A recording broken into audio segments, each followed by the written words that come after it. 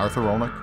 I am a senior fellow at the Humphrey School of Public Affairs, co-director of an Institute on Early Childhood Education, one that promotes the research as well as outreach. So we do a lot of community outreach on early ed around the Twin Cities, actually around the whole state, trying to take the best research and implement it. You have to communicate to the parents, and that doesn't mean you just give the parent a book or a pamphlet. It means you get a mentor with that mom prenatal right at the beginning, first child, and so she recognizes the importance of early ed. Otherwise, you can have these programs out there, and you can even communicate how you get quality in these programs, and even get these programs up to high quality. But if you've got a 16, 17-year-old with an abusive boyfriend, she's living day to day, she may either not know the program exists or not care.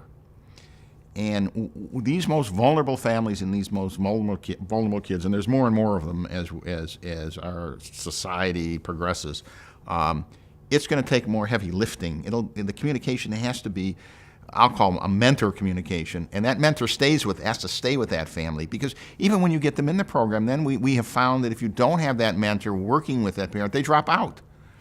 So this is where the heavy lifting comes in at the beginning, and with mentoring, so that you get these most vulnerable families and these most vulnerable kids on this track, and they stay with it.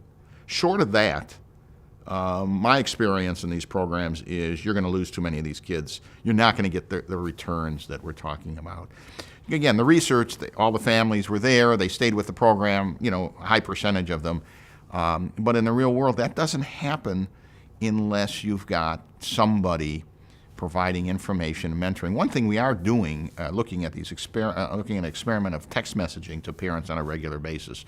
There's some evidence that helps, but I'm going to still argue that one-on-one human interaction, we know it's critical for babies. I'm going to tell you it's critical for adults in this situation as well. And so I'm going to mimic that, the early childhood neuroscience research, and say it's also critical to have that for the parents and at the beginning. Then we can get you the kind of results we've seen in the research.